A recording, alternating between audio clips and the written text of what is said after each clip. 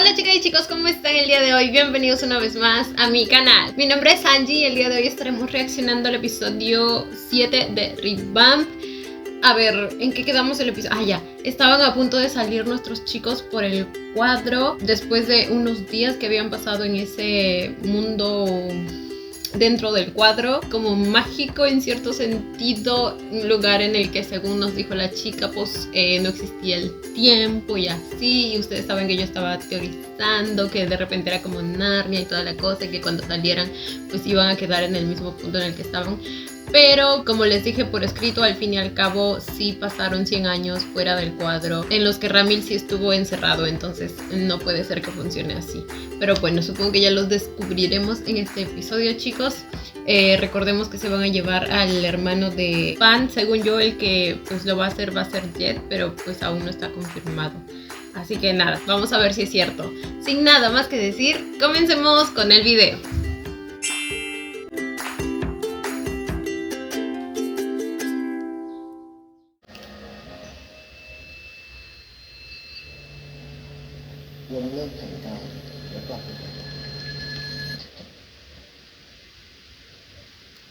A ver,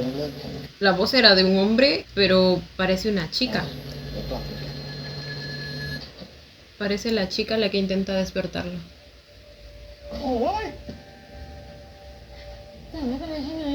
Ella. พวกเราที่เหลือกลับมาที่ผับกันหมดแล้ว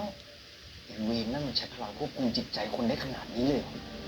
Ah, era la voz de Ramil entonces. Probablemente esa es la orden que les dio, ¿verdad? Cuando soltaron sus armas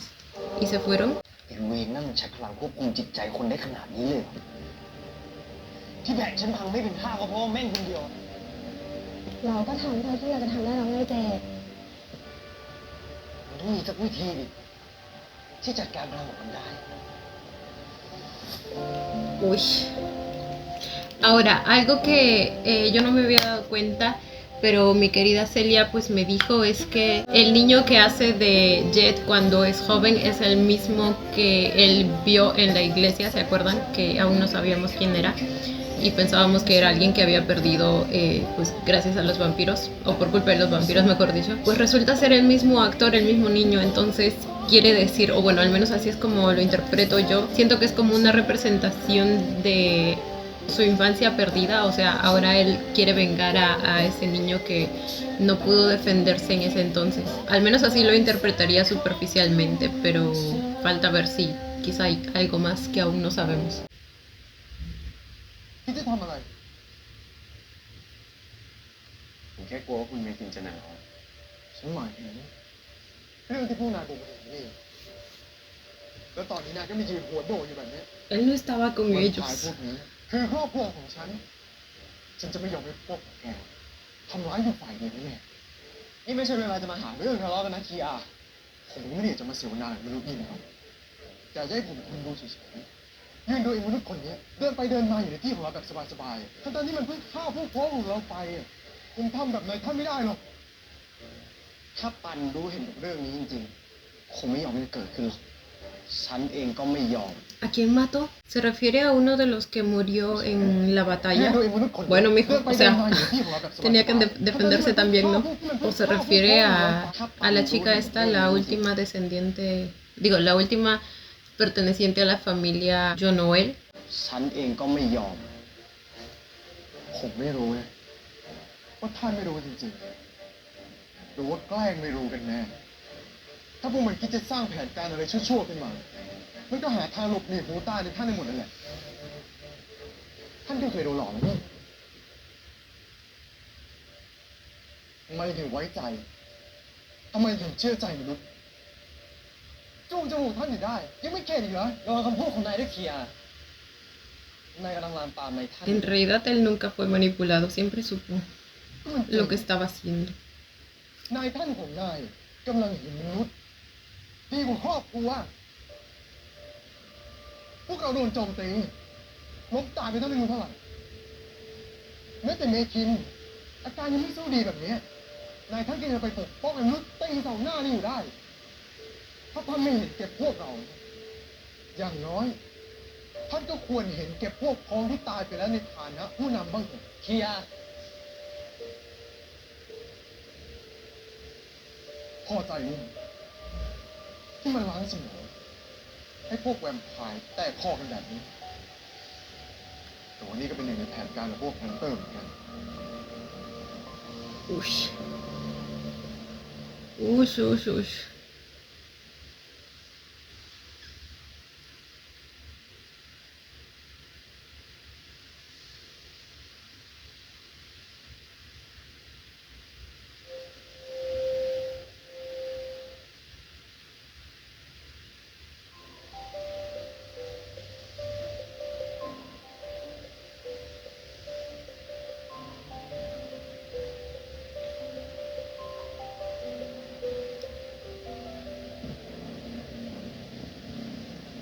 ฉันไม่สนว่าผู้นำของเราจะคิดยังไง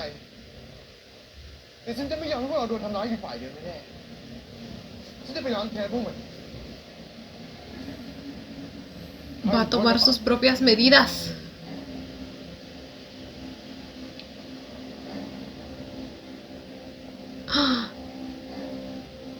Y todos lo seguían. Bueno, después de todo, como que él ha estado como que al mando en estos últimos tiempos. รู้ไม่ถึงก็เข้าไม่ได้ไงของผมเข้าไปนะพี่ผมไม่ได้มาเที่ยวผมคุยธุระวันนี้เจ้านายที่ยิ่งอารมณ์ไม่ดี Así es como desaparece. Él viene a buscar a Jet, claro, porque vio la tarjetita, ตัว ¿verdad? อย่ามาสร้างเรื่องเลยไปเจ้านายพี่คือพี่เจดใช่ปะพี่บอกพี่เจดเลยผมชื่อปกป้องน้องชายพี่ปันน่ะพี่เจดเขารู้อยู่แล้วนะพี่นะให้ผมเข้าไปหน่อยพี่บอกพี่เจดก็ได้เฮ้ยน้องเมื่อกี้น้องบอกว่าน้องเป็นน้องชายใครนะ Uy. Ay, no, no, no, no. No, no, no, no, no. Fuiste directo a la boca del lobo, bebé. มีธุระจะคุยอะไรกับฉันเหรอผมจะตอบพี่ปันไม่ได้อะผมมีเรื่องต้องคุยกับเขาผมไปหาพี่ตามในนามบัตรแต่พี่เกลลี่ก็บอกช่วงนี้พี่อยู่ที่ผับเนี่ยผมก็เลยตามมาหาพี่ที่นี่พี่ตอบพี่ปันได้ไหมอะได้คุยกับเขาบ้างหรือเปล่า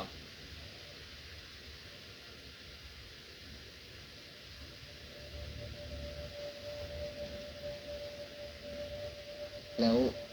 Ay, no, que están ธุ tramando. ระอะไรจะรีบคุยกับปันล่ะผมเจอวุ้นแปลกๆอยู่เต็มบ้านเลยอะในห้องรับผมพี่ปันผมกลัวพี่ปันทำเรื่องที่มันอันตราย Ay, bebé, si supieras que los peligrosos aquí son otros. ไม่ต้องห่วงนะปกป้องเดี๋ยวฉันจะพานายไปหาปัน No, mentira.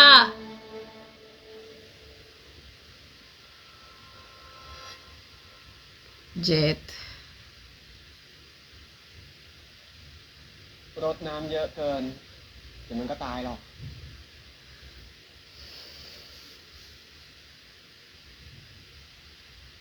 กุหลาบพวกนี้ถึงจะดูสวย แต่ก็ต้องได้รับการดูแลเป็นพิเศษเลยอะศัตรูพืชเยอะ อ่อนไหวต่อน้ำแล้วก็แสงแดดต้องดูแลเหมือนไข่ไม่หินฉันก็อยากอ่านใจกุหลาบพวกนี้ได้บ้าง อยากรู้ว่ามันต้องการอะไร เจ็บป่วยตรงไหน Oh. จะได้ดูแลรักษามันให้ดีที่สุด Oh, está hablando de su pan. ผมไม่สบายใจจริงๆที่ทำให้ครอบครัวคุณทะเลาะกัน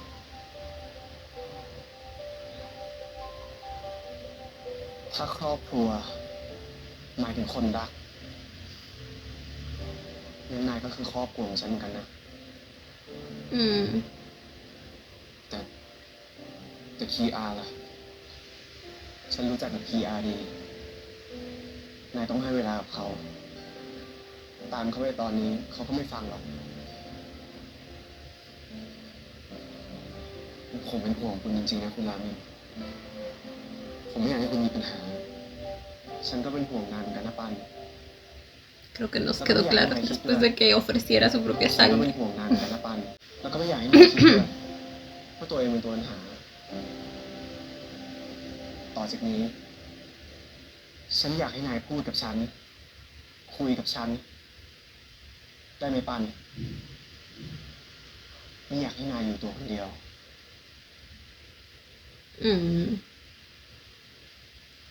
Como debe ser.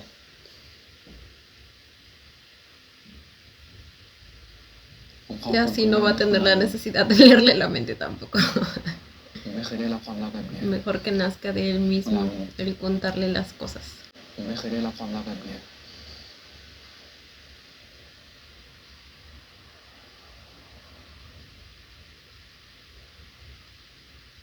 งั้นก็เคยซะ เพราะหลังจากนี้ ฉันจะรักนาย และจะดูแลนายให้ดีที่สุด ให้มากกว่ากุหลาบพวกนี้ซะอีก แต่คุณบอกว่าดอกกุหลาบพวกนี้ดูแลยากไม่ใช่เหรอครับ ถึงแม้มันจะดูแลยากนะปัน แต่ถ้ามันออกดอกอะ Ahí está el esfuerzo. มันจะสวยงามที่สุดเลยนะ No, qué bonito.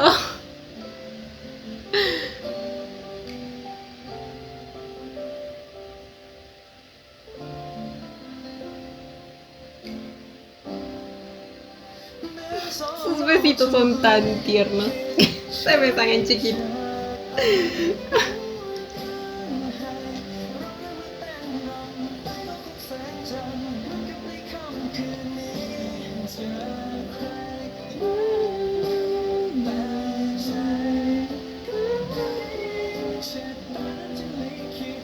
La manito en la cintura.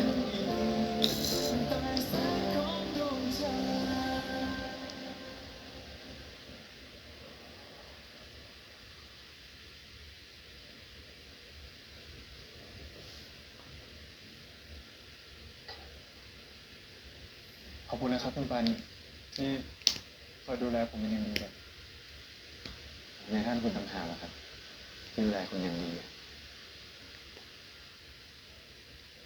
ระหว่างนี้พักฟื้นไว้ก่อนอย่าเพิ่งไปซ่าที่ไหนล่ะจะไปซ่าที่ไหนได้นะครับก็มีแต่ต้องกลับไปทำงานที่โรงพยาบาลคีอาร์นะครับออกไปข้างนอกนะครับ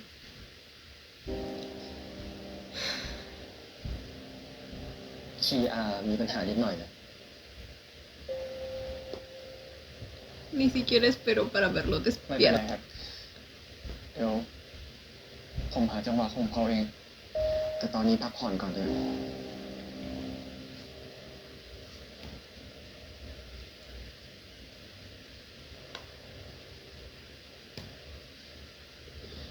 แล้ว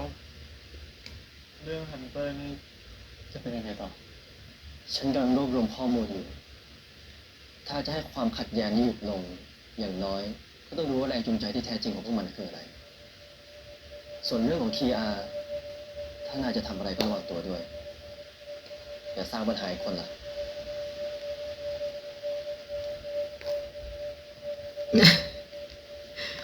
Debe sentirse tan incómodo para ahí, siendo parte de las conversaciones, o sea, siendo testigo de las conversaciones acerca de su propio ex grupo. เฮ้ยพวกแวมไพร์นี่ขี้แกกันดีนะครับ A estos vampiros. แต่คุณไม่คิดก็เป็นแวมไพร์นี่ ไม่ต้องสุภาพขนาดนั้นก็ได้ครับ ถ้าเทียบกับอายุมนุษย์จริงเนี่ย ผมว่า ผมอาจจะอายุน้อยกว่าคุณก็ได้นะ ก็น่าจะจริงนะไม่คิดเป็นน้องคนเล็กสุดในบ้านเลยดีใจอ่ะ เวลามีคนมาเรียกผมว่าเป็น Cada vez que alguien dice que soy el hermano menor de Sí, ya, ya. esos tres tan geniales. เวลามีคนมาเรียกผมว่าเป็นน้องของพี่ชายจริงๆทั้งสามคนนั้นน่ะ แล้วปันน่ะ มีพี่น้องบ้างไหม Él no sabe que Pop Pong es su hermano. แต่ครอบครัวผมไม่ค่อยได้อยู่ด้วยกันสักเท่าไหร่ แต่ผมเองก็ไม่ใช่พี่ชายจริง แบบพี่ชายของยายคิมนะครับจะคิดแบบนั้นสิครับ Si lo eres, bebé. อยู่พี่ชายผมนะ วิ่งไว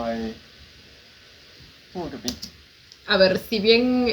pues no es tan bonito que sea cazador, era un excelente cazador. Así que geniales. อยู่พี่ชายผมนะ วิ่งไวพูดกับปีกาได้อ่านใจคนแต่ก็ไม่มีพี่ชายจริงๆคนไหนเลยนะที่มีพลังเสกข้าวต้มอร่อยๆได้ขนาดนี้ Oh. ขอบคุณนะเมคิ Ay, como amo a Mekin. น้องชายคนเล็ก No ครับพี่ปันพี่ชายคนโต Mm. Ay, qué bonitos. นี่ข้าวต้มขอบคุณครับ Mekin es un amor. Es una persona tan accesible.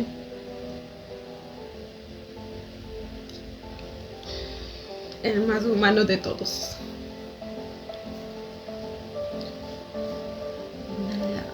Se me quedó el nombre por la manera en que la chica esta, Lilith,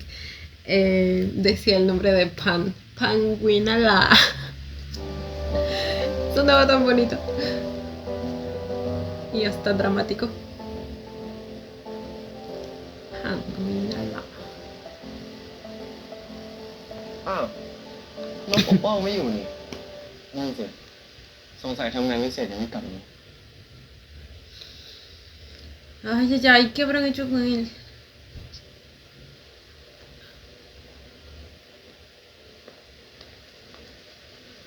No sé si serían capaces de hacerle daño, pero probablemente es más como una advertencia para Pan, o sea, para asustarlo.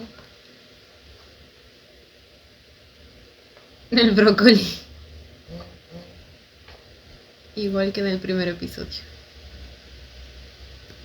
Nuevo mensaje de Pokpon, volveré en una semana.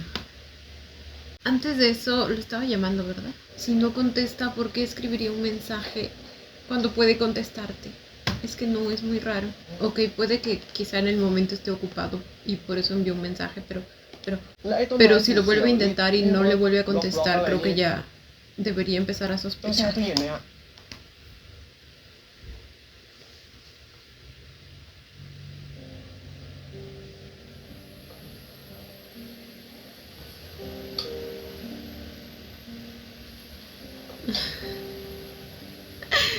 ¿Qué hacía ahí abajo mi bebé? Es tan curioso.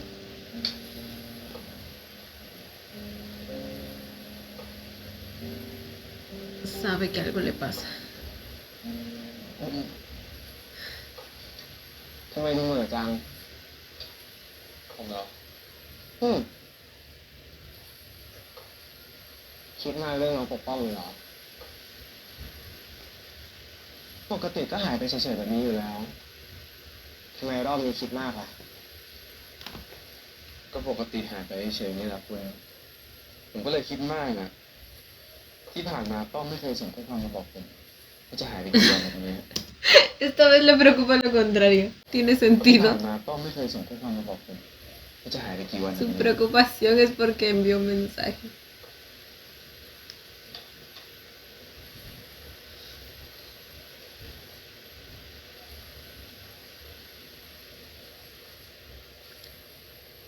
ใจเย็นๆนะปาน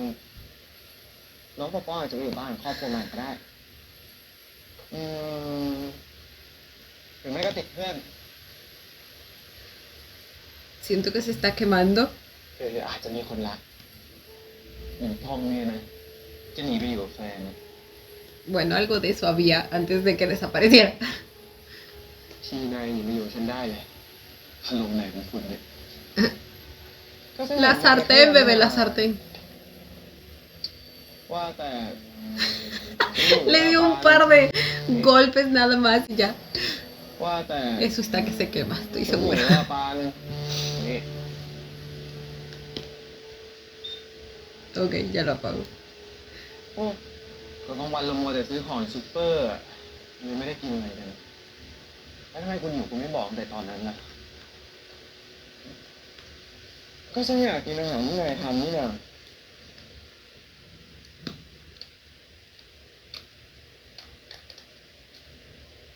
¿Y eso?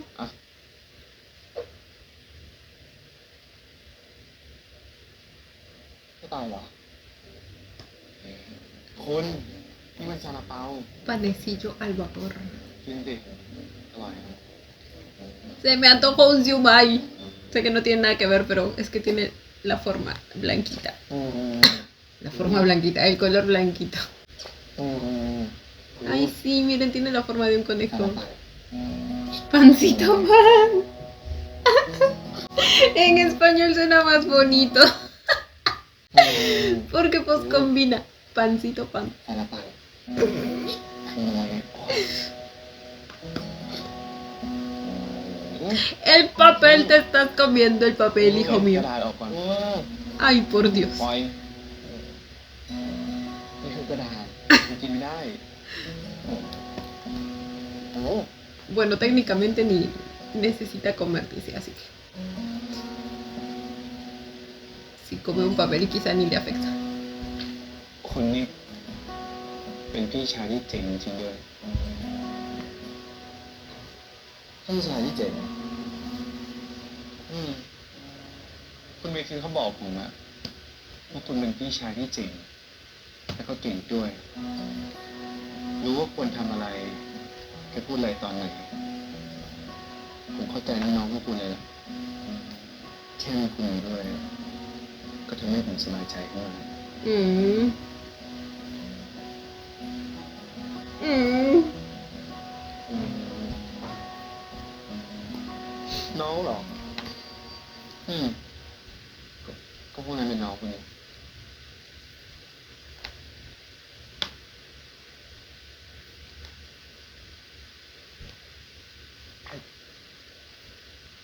น้องตันเล่นอะไรของคุณเนี่ยกินต่อแล้ว Él no es Nong, es Fen. O T-Rex si quieres. Tilac. ก็ติดคอแล้ว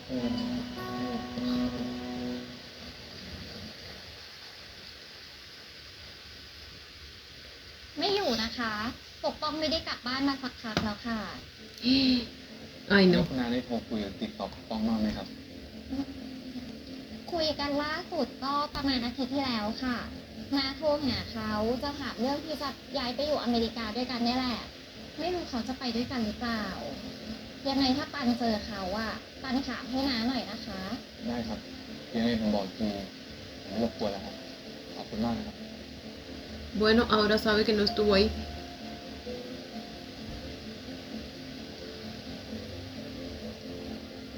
ไม่ต้องกังวลนะปานน้องปกป้องอาจจะอยู่ที่ทำงานก็ได้ เดี๋ยวลองไปดูดีกว่า Toda una semana y sin volver a casa. Bueno, si es que lo Lejos. hacía, pues quizá โอเคครับ es entendible que sea una posibilidad. ตายแล้วแล้วหมอเมคินหายไปไหนมาคะเพื่อพี่ๆคิดถึงจะแย่ ไม่สบายนิดหน่อยครับก็เลยลาพัก โหดูแลตัวเองบ้างนะคะ เป็นหมอซะเปล่าอย่าป่วยสิ ทุกคนอะถามหาแต่หมอเมคินกันหมด ทั้งคนไข้ทั้งพยาบาลเลยนะคะ จริงเหรอครับเนี่ย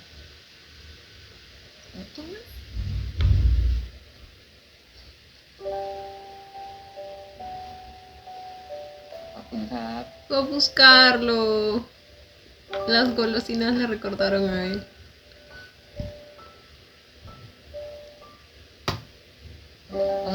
ขอโทษนะครับ วันนี้ปกป้องไม่มาทำงานหรอครับ ปกป้องมันลาออกไปแล้วฮะลาออกไปแล้วเหรอครับ ครับ No, pues esto está. สรุปก็คือ Y él recién descubriendo que es su ปัน hermano. เหรอครับ ครับ โลกมนุษย์นี่ช่างกลมดีนะครับ Cuñiz. ครับรู้จักมานานแค่ไหนแล้วล่ะสักพักแล้วครับ คือผมไปซื้อขนมที่นั่นบ่อยๆอ่ะก็เลยได้คุยกันบ้าง เป็นเพื่อนกัน คุยสนุกดีครับ Ujú. ผมไม่เคยรู้เรื่องเกี่ยวกับน้องตัวเองเลยอะ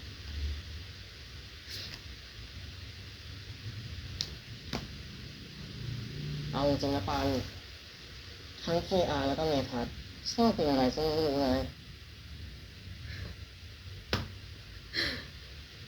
Como eso lo hace un buen hermano. ขอบคุณมากนะครับ Eso hace que los dos sean malos hermanos. ผมขอบคุณมากนะครับ คุณเมคิน ที่คุณเป็นเพื่อนเล่นปกป้องอ่ะ เขาเป็นเด็กขี้เหงาอะครับไม่ค่อยมีเพื่อนมากเท่าไหร่ ส่วนเจ้านี่อ่ะ เป็นเด็กขี้เกียจในนั้น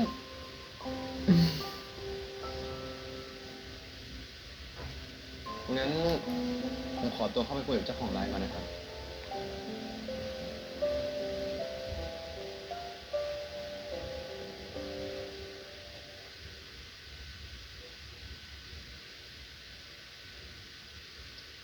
พอพูดถึง KR แล้วนายได้เจอ KR บ้างหรือเปล่า ไม่เลยครับ ติดต่อไม่ได้เลย คือตอนนี้ผมเป็นห่วงเขามากแล้วไม่รู้ว่า KR คิดอะไรอยู่อ่ะ ขนาดฉันที่คิดรู้จัก KR ดีแล้ว บางครั้งฉันไม่รู้เลยว่าเจ้านายคิดอะไรอยู่อ่ะแต่ถ้านายจะไปหา KR อย่าทำอะไรที่มันเสี่ยงล่ะ เข้าใจไหม ได้ครับนายท่าน ผมไม่ชอบมีปัญหาใครอยู่แล้ว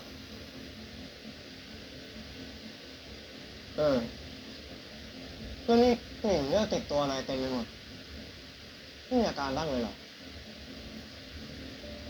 มีบ้างครับแต่ควบคุมได้ก็โดยการออกมากินขนมพวกนี้แหละนายท่านลองไหม Así que eso lo ayuda. แล้วไอ้แวมไพร์ที่มีอายุมากกว่า100 ปีเนี่ยเขากินของแบบไหนกันเหรอ Centenario.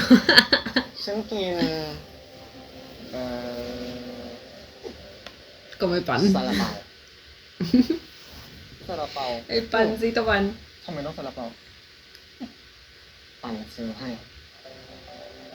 Como presumía. Ay, su carita. ปั่นซื้อให้ Ay, no, tan bonito. พูดอะไรไงอ่ะเปล่า กินน้ำองุ่นใช่ไหมฉันไม่กินหรอก Oh.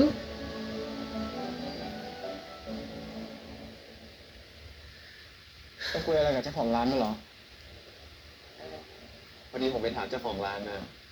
ว่าตอนที่ป้องอยู่เขามีปัญหาอะไรหรือเปล่า เจ้าของร้านเขาไม่รู้อะเพราะตอนที่ป้องอยู่เจ้าของร้านก็จะไม่อยู่เขาเลยไม่ค่อยได้เจอโทรไปก็ไม่โทรกลับ ¿Y a quién le dijo que renunciaba เขาเลยไม่ entonces? ค่อยได้เจอโทรไปก็ไม่โทรกลับ ไม่รู้ว่าตอนนี้ไปมีปัญหาอะไรอยู่หรือเปล่า Por teléfono quizá. น้องบ้า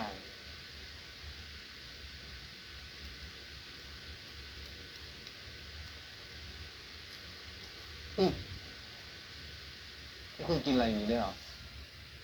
ไอ้น้องบ้าของฉันมันให้มาเนี่ย Repetía su vocabulario. Ay. Es como un bebito que cuando aprende una palabra nueva la usa para todo. กินเลยอาปาก Y como Mekin le dijo que eso lo ayudaba, se lo daba a su chiquistriquis también. ตั้งแต่มันโดนพักการเรียนไปรอบนั้นน่ะ ผมก็มาเจอมันสักพักแล้วนะพี่ เราได้ติดต่อหรือโทรคุยบ้างหรือเปล่า โทรเหรอเมื่อวานซืนน่ะ ผมโทรไปตามมันจะมาเล่นเกม โทรไปมันก็ไม่รับ พอทักไปมันก็ตอบแบบเนี้ยพี่ No me contestas el teléfono, no puedo, me quedo en casa de mi pareja. ¿De mi pareja?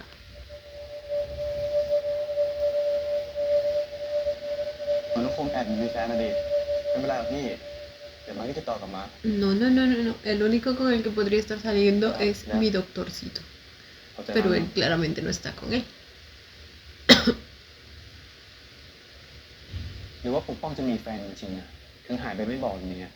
แม่อยากไปหาต่อที่อื่นหรือเปล่า ผมคิดไม่ออกแล้วคุณเอากลับบ้านเถอะ คุณเองก็ได้เหนื่อยแล้วอ่ะ เดี๋ยวปันเล่นตู้คีบกัน ไปเป็นตัวชื่อกันรอบเนี้ย Lo malo es que como pues no eran tan ชื่อ cercanos, กัน realmente Pam piensa que hay mucho de su hermano que no sabía, entonces ฉันว่าตัวนี้ piensa ตัว que นี้นะ pues, las posibilidades son muchas y no le ve lo extraño. เอานะฉันกดแล้วนะเอามึงกดแล้ว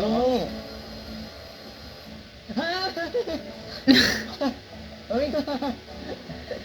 Por fin. ฉันบอกเลยว่ารอบนี้ได้แน่นอนเป็นไปได้ไงกับคุณได้แล้ว Es el mismo muñequito que la vez que jugaron, ¿verdad? O sea, la primera vez que jugaron. ไม่ได้คุยไงเอาเหรียญมาแล้วปาน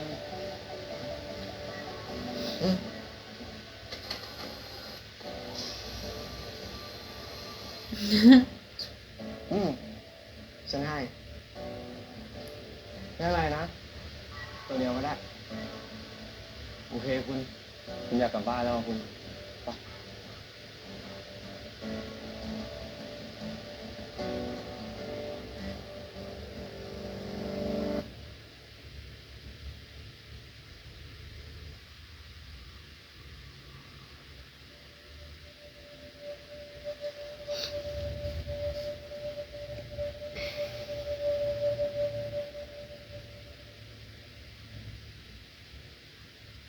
¿Y qué hace Metas aquí?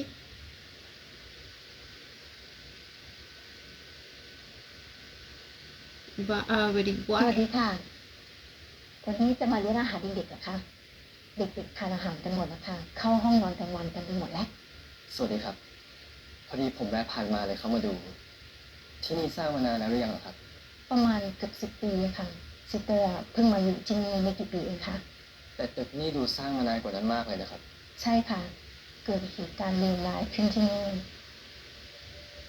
เหตุการณ์เลวร้ายอะไรเหรอครับ ทุกคนที่เนี่ยไม่อยากพูดถึงมันค่ะ ถึงแม้ว่าคุณพ่อดากูลจะรอดชีวิตมา El padre Drácula. จากเหตุการณ์นั้นก็เถอะ Me parece irónico que él suene muy parecido a Drácula. ผมเสียใจด้วยนะครับ แต่ว่าคุณพ่อดรากูลคือใครเหรอครับ คุณพ่อดากูลอ่ะท่านเป็นบาทหลวง เป็นเจ้าของบ้านเด็กกำพร้าที่นี่ค่ะ แล้วที่บอกว่าคุณพ่อท่านรอดมาได้ ท่านรอดชีวิตมากับเด็กอีก3 คน ซึ่งตอนนี้ก็แยกย้ายกันไปหมด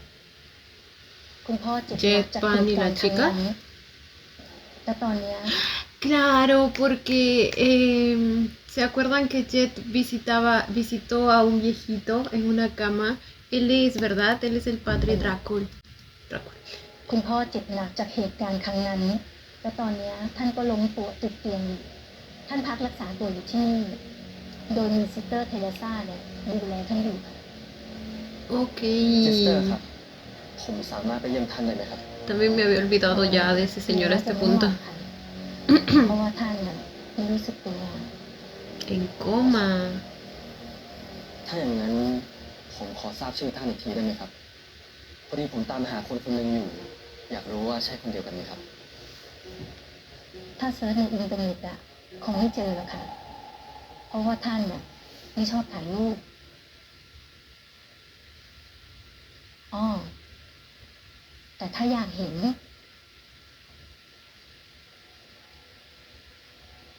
รูปถ่ายอะ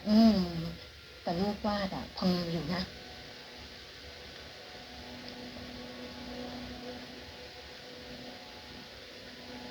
อ่ะ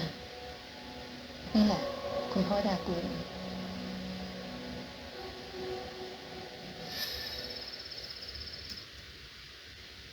¿Lo conoce? ¿O por qué esa cara?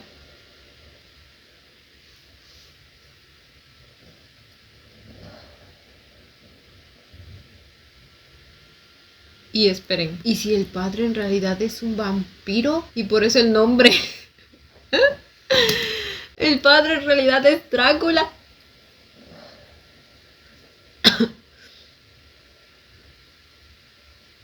ไม่เหนื่อยใช่ไหม ผมไม่เหนื่อยหรอ ฉันเป็นแวมไพร์นะ แค่นี้จะเหนื่อยได้ไง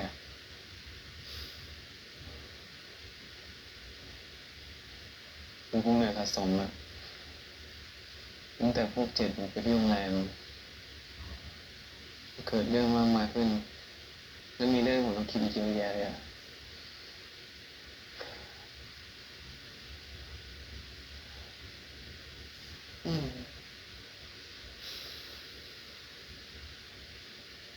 มนุษย์นี่ซับซ้อนจัง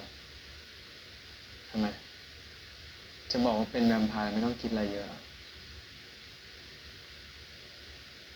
เพราะว่านายมีชีวิตอยู่ในปัน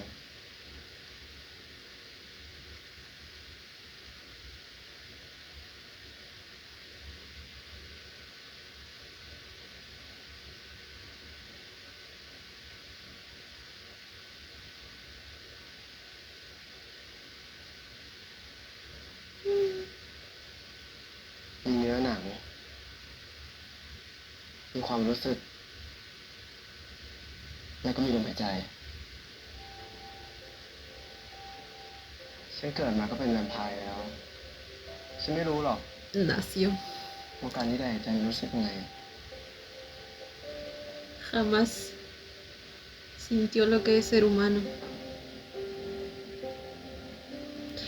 Esperen, si ellos, o sea, si los vampiros de sangre pura nacen vampiros, eso quiere decir que sí crecen, ¿verdad? O sea, sí envejecen. A menos que lleguen como que hasta cierto punto, cierta edad en la que ya no envejezcan, porque recordemos que para él han pasado 100 años de todos modos.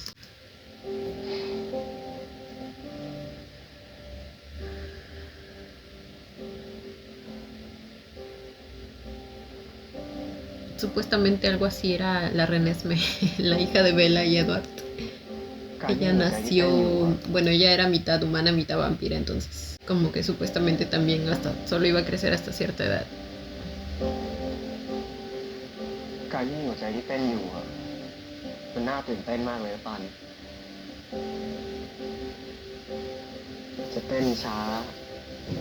หรือว่าเต้นเร็ว ก็ขึ้นอยู่กับความรู้สึกของนายในตอนนั้นทุกอย่างเนี่ยมันเป็นเพราะนายมีชีวิตอยู่นะปัน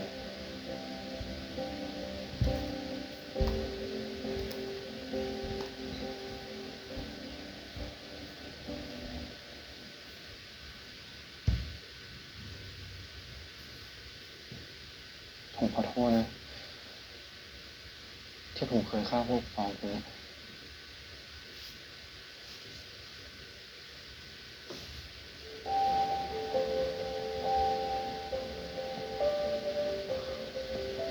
คุณเกลียดผมไหมที่ผมเคยโกหกคุณ Ay, bebé, คุณเกลียด por el contrario, เปล่า te amo. ฉันว่าฉันขอถามหัวหน้าฉันก่อนนะ A mi jefe. หัวหน้าอะไรผมก็นี่ไงหัวหน้าของฉัน Ay, Rami. เป็นพายติงตองเอ้าเหมือนฉันไหม Definitivamente. Y más aún con esto. Eso fue literalmente lo que hizo el episodio pasado. เอ้า Le chupó la sangre. เหมือนฉันไหมเหมือนไหมไม่เหมือนนะฉันก็ว่างั้นก็ฉันหลอกว่ะ Esto debe ser merch de la GMM, ¿verdad? Y si no me equivoco, como que tiene unos mechoncitos blancos haciendo alusión a al mechoncito de nuestro เดี๋ Rami. ยววันนี้ด้วยคนโรคหมาล่า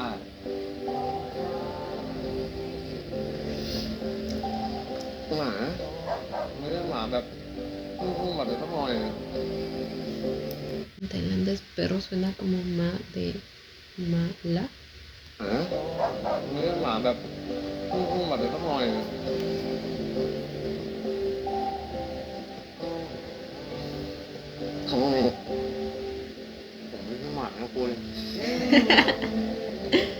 น้องมองโอ้ยล้างเป็นเนี่ยอยู่ยาวเลย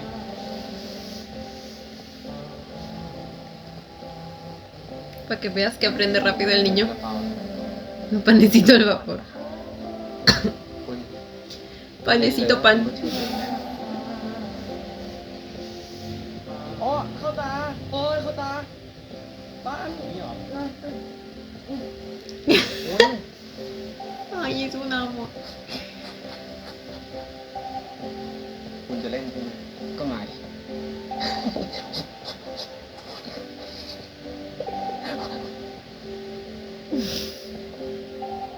กัน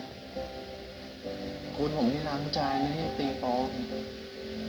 Se quedó con una espumaca. คุณวางไว้เนี่ยมาคุณวางพันว่าคุณไม่เหรอมา 20 hacia arriba, 20 hacia abajo. ไม่ใช่ Soy muy viejita para conocer esa canción, sí, ¿verdad? Había un comercial de Colgate. 20 hacia arriba, 20 hacia abajo. 20 a la izquierda, 20 a la derecha.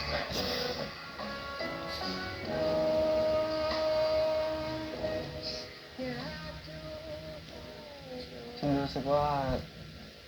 ฉันเก่าของในร้านในตอนนี้ทั้งหมดเลย Oigan, ¿y quién se acuerda de Pok Pong? ก็ดูจะเป็นความจริงนะครับ ¿Cuándo se van a dar cuenta que desapareció el muchacho? ก็ Bueno, ดูจะเป็นความ ya se dieron cuenta que desapareció, pero me entienden. ก็ดูจะเป็นความจริงนะครับที่ผมเปิดร้านนี้ก็เพราะผมชอบของเก่านี่แหละ Se nota. Ahora tiene hasta un novio de antigüedad.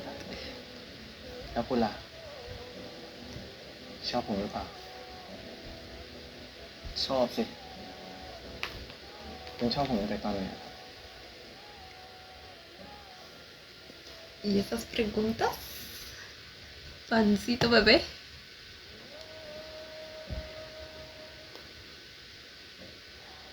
ก็ตั้งแต่ตอนนี้นายเข้าไปช่วยฉันออกมาจากภาพวาดนี่แหละคิดว่าจะแห้งตายอย่างนี้ซะแล้ว No lo sé, Ricky. Es posible que sea desde antes. แล้วนายล่ะ Porque siempre dicen que él lo eligió. ผมไม่แน่ใจเหมือนกันตั้งแต่ตอนที่นายเจอฉันครั้งแรกหรือเปล่าในภาพวาดอะจริงๆผมรู้สึกว่าผมเคยเจอคุณมาก่อนนะผมฝันถึงคุณบ่อยมากๆจนคิดว่าคนคนนั้นคือคุณจริงๆแถมคนในฝันนะก็ใส่สร้อยแบบเดียวกับคุณเป๊ะเลย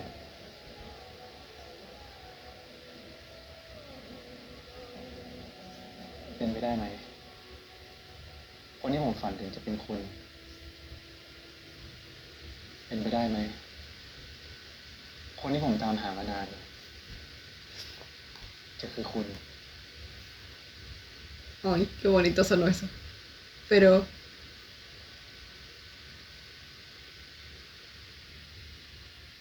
จะบอกที่คือเธอคือเธอที่จริงใจหรือเปล่า Pero de verdad hay esa posibilidad.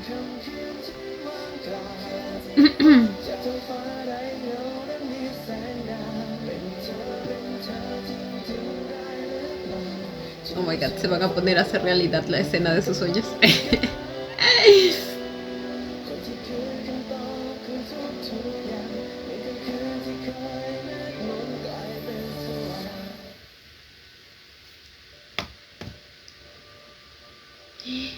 ¿A dónde se llevó al niño? ปกป้อง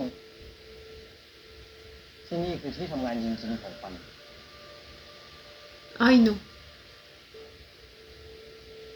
ทำไมพี่ต้องทำเหมือนเป็นความลับขนาดนั้นด้วยอะ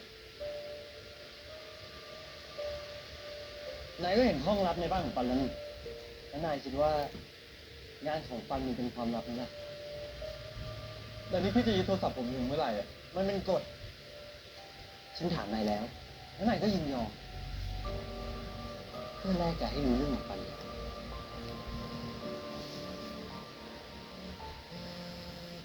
No le creas. No le creas, Pok Pong.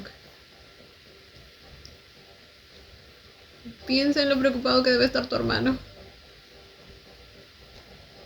เจ๊หงุดหงิดทำไมเนี่ย คนเขาก็มีธุระกันปักปังธรรมดาปะ ก็จะไม่หงุดหงิดเลย ถ้าเจดบอกว่าหายไปทำธุระอะไร ฉันกลัวว่ามันทำอะไรถึงเสียอีก ช่วงนี้มันตัวแปลกๆอยู่ เจ๊ไม่ต้องเป็นห่วงไปหรอกนะไอ้เจ็ด Uy, ya se anocheció. ไอ้เจ็ดมันเพิ่งหาวิธีใหม่จัดการแวมไพร์ได้น่ะ วิธีอะไร พวกนายคิดอาวุธใหม่ให้เจดเหรอ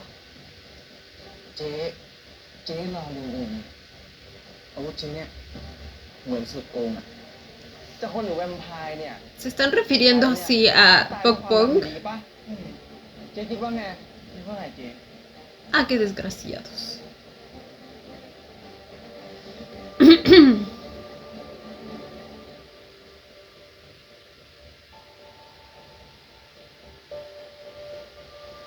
เป็นไง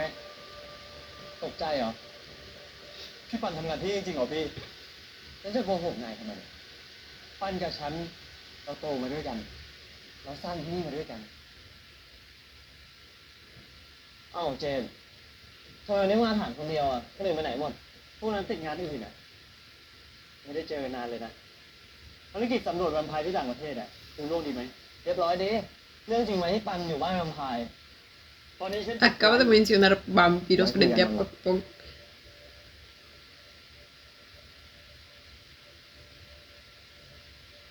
ไอ้แวมไพร์ที่พี่บอกผมอ่ะมันคือเรื่องจริงเหรอ Ah, ya le contó todo. ฉันจะโกหก No, bueno. หน้าที่ของฮันเตอร์ คือการกำจัดแวมไพร์พวกนั้นให้สิ้นซากนายยังไม่ต้องเชื่อเรื่องเหนือธรรมชาติก็ได้ แต่เรื่องที่ปันถูกแวมไพร์พวกนั้นกักตัว คือเรื่องจริง Ah, le จับตัว mintió. พี่ปันไปทำไมอ่ะ ปันถูกส่งตัวไปสืบเรื่องของพวกมันอะแต่ถูกพวกมันจับได้ เมื่อวันก่อนฉันกับเหล่าฮันเตอร์ก็บุกไปที่หลังของพวกมัน มันคงจะโกรธมาก พาตัวปันหายตัวไปแบบไร้ร่องรอย Es un desgraciado. ว่าปันยังไม่ตาย ปันยังมีประโยชน์กับพวกมันอยู่หรือพี่จะบุกอีกทีเมื่อไหร่อ่ะทำไม อยากเข้าร่วมด้วยงั้นเหรอ ¿Lo va a คน unir? เดียวที่ผมเหลืออยู่ก็คือพี่ปัน ให้ผมเข้าร่วมเป็นฮันเตอร์ด้วยได้ไหม No. ขอแค่ให้ไปช่วยพี่ปันก็พอ Pok Pok, bebé. No sabes de lo que estás hablando. Ay, no. Ay, no, no, no, no, no. Eso es jugar completamente sucio. มีอะไรหรือเปล่า ผมไปตามหาเบาะแสเกี่ยวกับพวกฮันเตอร์มาครับ คุณปัน อยู่ฟังด้วยกันก่อนเถอะครับ Creo que lo que tiene que decir es bastante importante. Y yo creo que hasta probablemente relacionado a un vampiro importante.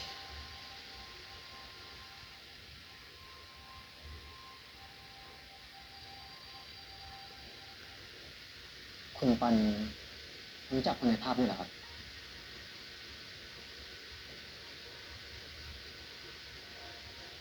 คุณไปได้เรื่องนี้มาจากไหน ¿Será que él ni siquiera sabía que estaba vivo? ว่าทำไมพวกฮันเตอร์ถึงต้องการกวาดล้างพวกเรา ผมได้ไปที่บ้านเด็กทางคาเอลมาครับ คุณไปที่นั่นมาด้วยเหรอใช่ครับ ผมไปที่นั่นมา แล้วก็ได้ภาพวาดของบาทหลวงเจ้าของที่นั่นมาครับ บาทหลวงทำไมครับ คุณพ่อดาตัวเขาเกี่ยวอะไรกับเรื่องนี้ด้วย แล้วพวกคุณรู้จักคุณพ่อได้ยังไง Ah, ok. ผมจำได้แค่ว่า Sí lo คุณพ่อ conoce. เขาเสียชี Y วิต sí ไปตั้งแต่ sabe อุ que... บัติเหตุในตอนนั้นแล้ว No, no sabe que está vivo. คุณปันผมเพิ่งรู้มาว่าคุณพ่อดาโกยังมีชีวิตอยู่ตัวดาโก Jet lo escondió de todos. Feratu es mi medio hermano por parte de madre. ที่ถูกขับไล่ออกจากตระกูล Este es el nombre que estaba tachado en el árbol genealógico. ที่ถูก Tras ser expulsado y la familia ขับไล่ออก desapareció จากตระกูล sin และ dejar หายสาบ rastro. สูญไป ¿Por qué lo ฉันคิดว่า expulsaron? น่าจะเป็นคนเดียวกับบาทหลวงราโกลที่เป็นเจ้าของบ้านเด็กกำพร้า ที่นายเคยอยู่ Esperen, entonces gemelo no puede ser porque es hermano de parte de madre. ใช่ครับ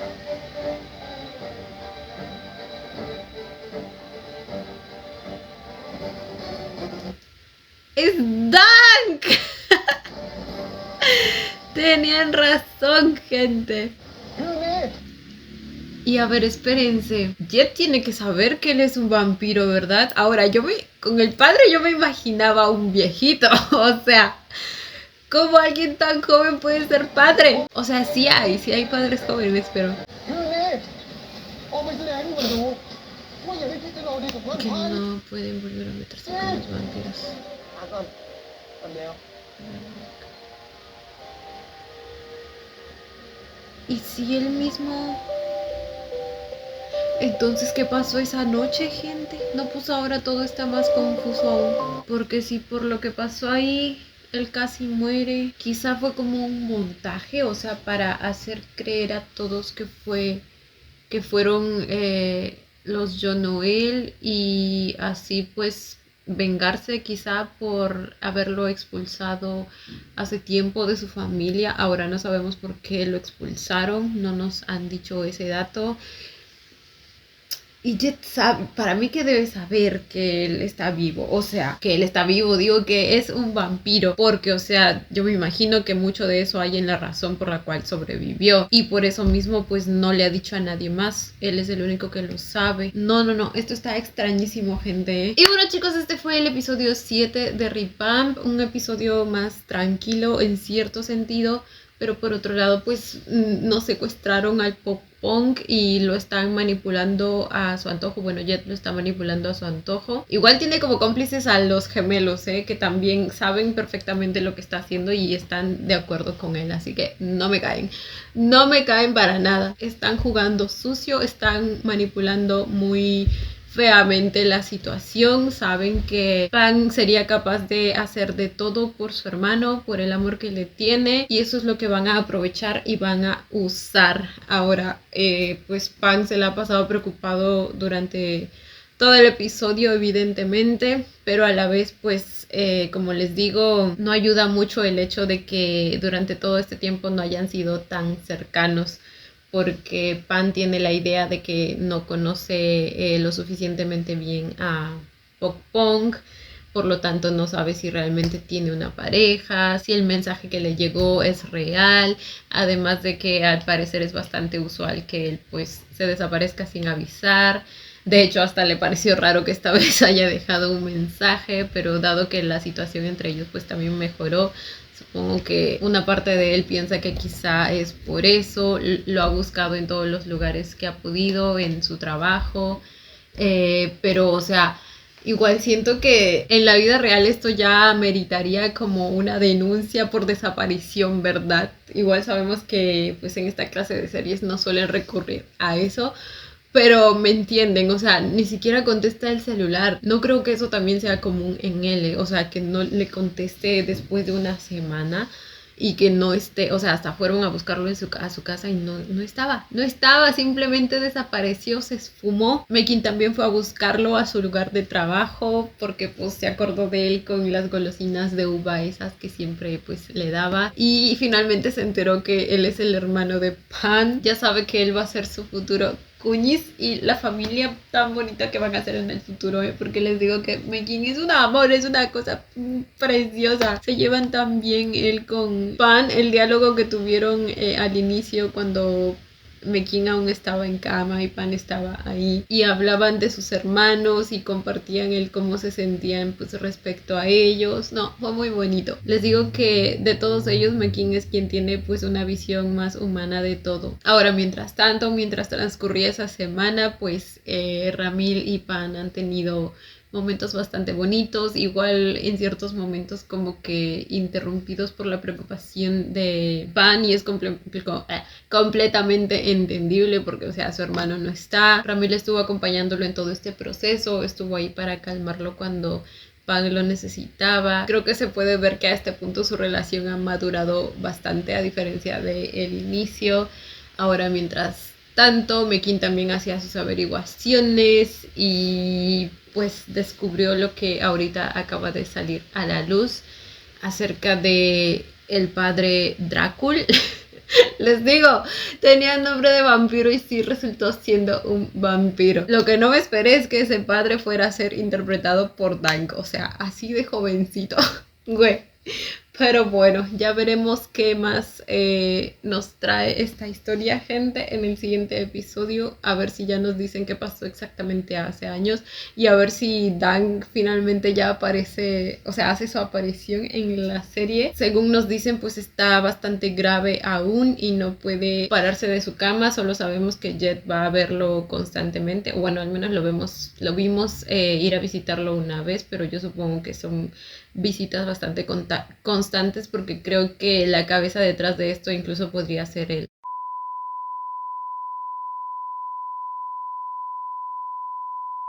Así que nada, chicos, ya veremos qué más descubrimos en el siguiente episodio. Cuéntenme qué les pareció el episodio. Yo, como siempre, los estaré leyendo. Y bueno, chicos, esto ha sido todo por el video de hoy. Espero que les haya gustado. No olviden darle la manita arriba y suscribirse si les gustó el video. Si les gustó mucho, ya tienen el botón del super gracias activado por si quieren colaborar con el canal. Obviamente solo si así lo desean. Ya los estaré viendo en un próximo video. Bye. ¡Mua! Los quiero. No olviden seguirme en Instagram.